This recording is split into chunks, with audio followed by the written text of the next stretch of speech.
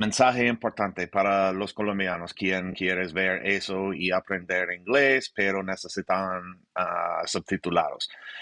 YouTube tienen una cosa donde es posible tener subtitulados automáticos en español. Si yo hablo en inglés, la traducción es automática. Solo usar los settings en tu aplicación y selectar traducción automática y selectar tu idioma. Para ti es español.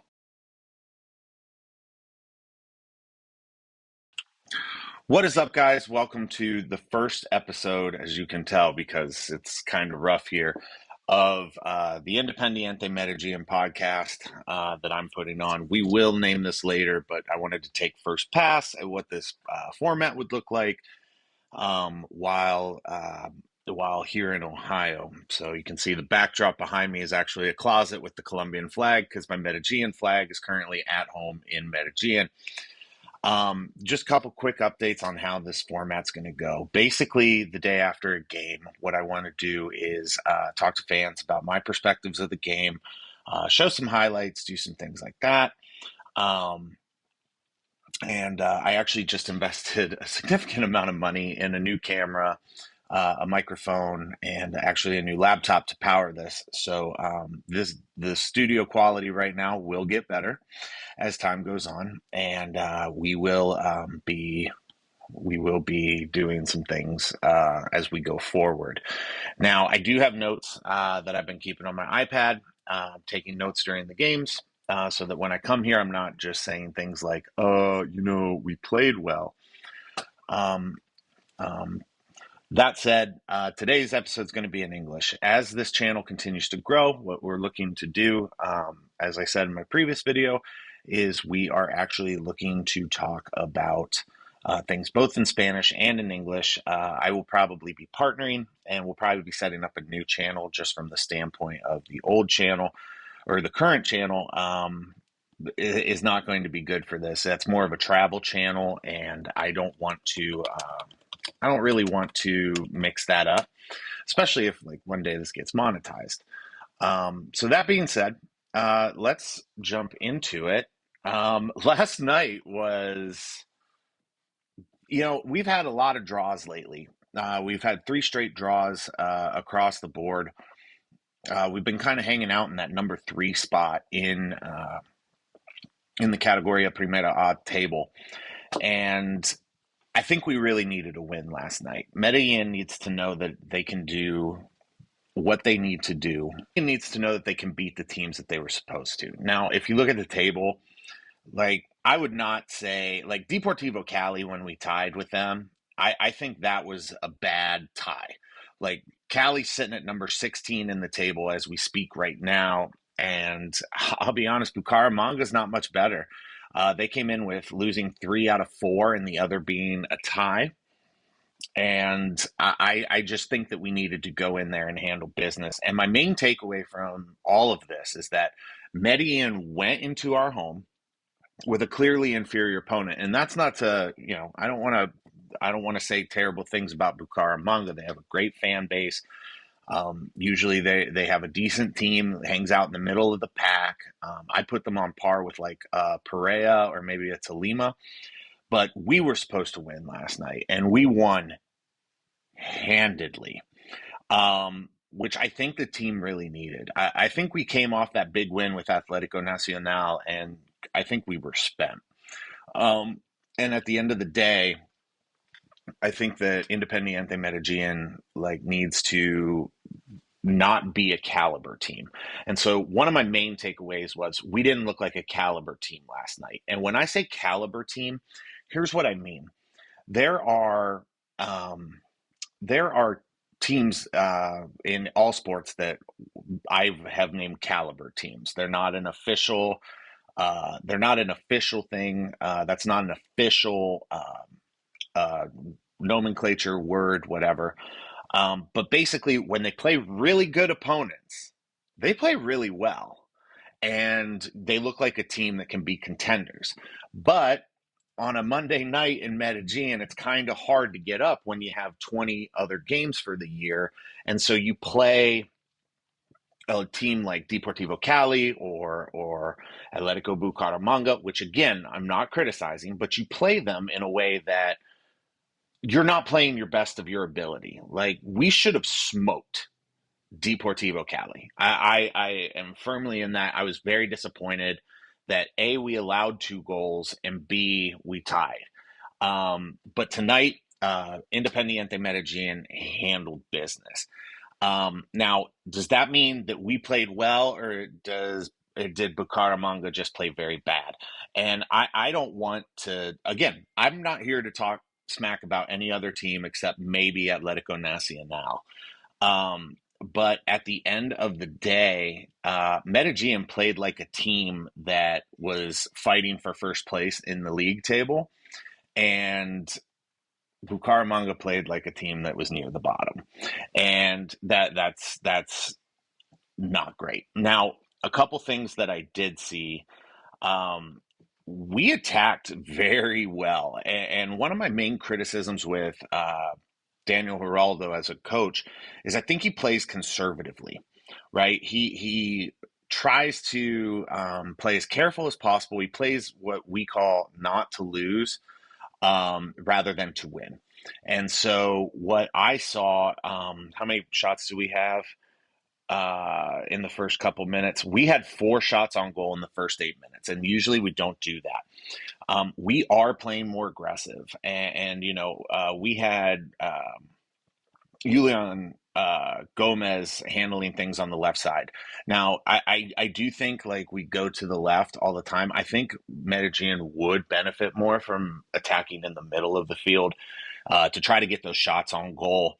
But Gomez over there doing the semi corner kicks. And again, I'm pretty new at soccer, so if any of this sounds stupid, I do apologize. But Gomez over on number 26, Gomez on the left side, always trying to do these corner kicks so we can get headers in the goal. I think we need to be attacking, right? You can get more velocity if you try to find your open man. That said, goal in the first 13 minutes by Joaquin Valera, number 5.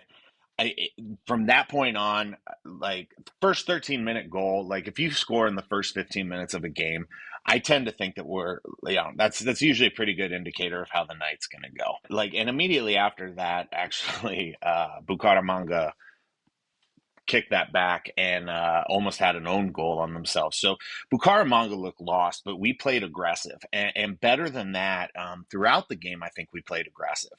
We did this, usually we get up a goal and we drop back in defense and try to just run out the clock, whether that's in a half or whether that's in full time. And we did not do that this time. And so hats off to Coach Geraldo, as well as Luciano Pons, who I think really set the tone. We just kept attacking to the point we had control. I even wrote in my notes here, Jose Chonga might as well have stayed home. Bucaramanga did not get a lot of shots on goal. Our goalie was standing there. He had the easiest game of the night. A couple good saves, but there was only really a handful of opportunities. Bucaramanga looked very disorganized. Even if they got to attack side of the field, they did not. It just fell apart. Bad passes. And hats off to Independiente Medellin. We are a defensive team and we play very well. But I did think that it was more rough passes and a team that maybe just is in a rebuild phase, right? I think the first note that I have here about Bucaramanga is it took them 38 minutes to get a serious challenge on goal. And even in the first half, the score was 1-0, but I mean, we were attacking and getting shots, and the law of averages didn't work in our favor. And I have a note here that says, it was 1-0, but it could have easily been 3-0 at the half. And we started the second half same way, very aggressive, trying to go. We had an attacking goal in the first 2 minutes, and I actually wrote that, and I was pretty excited about it. And of course, the ultimate break finally came in minute 51, which Edwin kicked that that penalty kick, which Bucaramanga, you can tell Bucaramanga was very frustrated.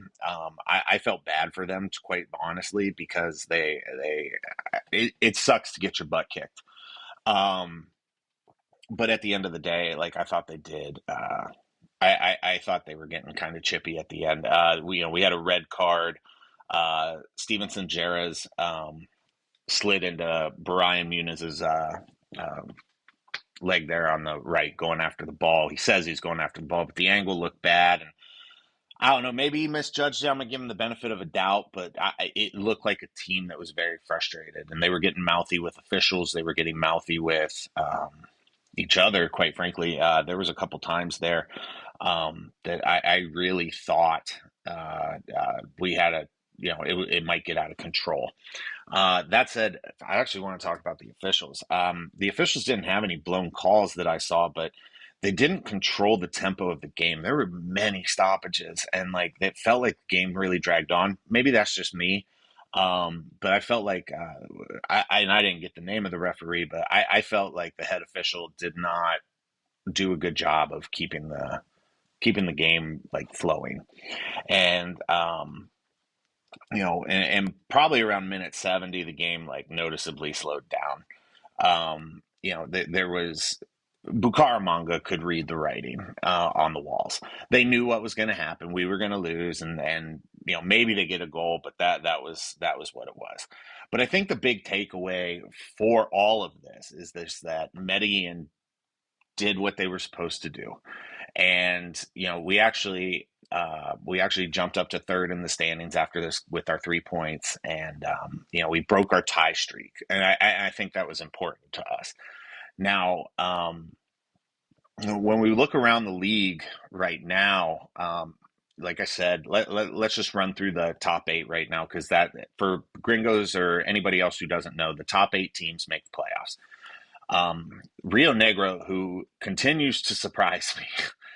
Rio Negro is playing lights out, and they very rarely lose. They've got 7 wins and 6 draws, so they're not winning all the time. But my God, they are actively playing well. They're standing number 1 with 27 points. Number 2 is the resurrection of America de Cali, and I cannot believe it. So earlier this season, for those of you guys who don't know, probably around like what, fecha 6 or 7 or 8, America de Cali was sitting at number 2, or I'm sorry, was sitting down at the bottom, probably close to like where Equidad is now, or Equidad at number 15. They're currently on a hot streak. They've won 4 out of their last 5. 14 games played. They're sitting at 26 points, so they're 1 point behind Rio Negro. They've come back from the dead and are forging a campaign trying to be champion. Then at number 3, we have Independiente Medellín, which we will, of course, be covering more in depth. Number 4 is Atlético Nacional. So Medellín last night with our win caught up to similar games played, right? We both played 14. We are now ahead of Atlético Nacional. Number 5 is the Millonarios, and I have some opinions about the Millonarios that I'm not really comfortable sharing right now because I might be proven wrong. They're a good team. Do I think that they're a championship team like last year? I don't. And I think their early struggles have shown that. They're 6-4-4, so 6 wins, 4 draws, and 4 losses. They're always in the mix. I mean, hell, they're the Millonarios. They got the most money. They can buy the best players. They can do whatever they need to do. But at the end of the day, I'm not sold on them yet. Number 6 is Santa Fe. Santa Fe is sitting at 22. So they're tied with the Millonarios, but they have the tiebreaker. Millonarios have the tiebreaker. Alianza is number 7. I don't know what to make of them, but their goal differential is -1, and that is not great. But hey, they've got 22 points. They're tied. So 5, 6, and 7 are all tied at 22 points a pop. And number 8, Tolima. So Tolima is a scrappy team. I don't think that they're a world beater by any means, but they're basically, for every win they get a draw and a loss. So they're sitting at one more win. They do have another game coming up. They're at 13 games played, and so is Rio Negro. So what that means is Rio Negro, let's see who Rio Negro plays real quick. I've got Rio Negro next, outside of Copa Colombia, playing Pasto, which they should easily win. So I expect Rio Negro to increase their lead. To be honest, I kind of expect Rio Negro to finish the year at number 1 in the table. We'll see how well that happens, or if that happens. Outside looking in, you've got Pasto, Junior, Magdalena, and I'm going to throw Julia in there. But those are the outside looking in. They've got a real shot at that number 8 spot, especially Junior. I think Junior's a historically good team. They go through ups, they go through downs, but historically they're a very good team, and I think that they'll do well. That being said, let's look forward to Independiente Medellin's next game, which is actually in Copa Colombia. So for those of you who don't know, Copa Colombia is a tournament that happens with all the Colombian teams here in after they classify, right? There's a group play stage, then they classify. So the way this works is there's a home game and an away game, and your goal differential actually determines whether or not you advance. So Cucara Deportivo is Independiente Medellin's opponent, and this is the first leg, so it will be played in Cucara, and that's okay. I expect Independiente Medellin to this is a win. The last 5 times they've played, we've had 1 draw, 4 wins. So is it possible Cucara's do a win? Yes, but they're not. I don't think they're a team that can compete with Independiente Medellin, especially the way that they're playing right now. So I expect us to go into that with a win. Of course, we'll be analyzing it after the game and talking about how we feel this went. So I do expect us to go there. Do keep in mind, Rio Negro's in that as well as Nacional. I think America's still in it. So there's some good teams in Copa Colombia, but Copa Colombia is a tournament in the middle of the season, and I think Independiente Medellin has a shot. So I'd like to see.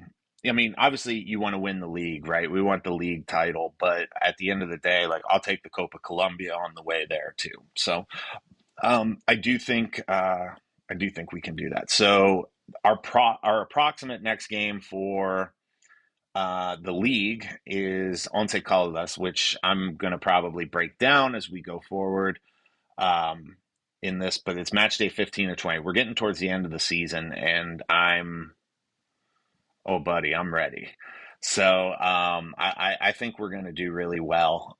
Next 5 games for Independiente Medellin is Once Caldas, Atletico Julia, again, Nacional, but this time they'll be the home team. I'm going to try to get into that. And then we've got Pereira and Pasto. So, and that doesn't include any Copa Colombia plays. So I do think we can.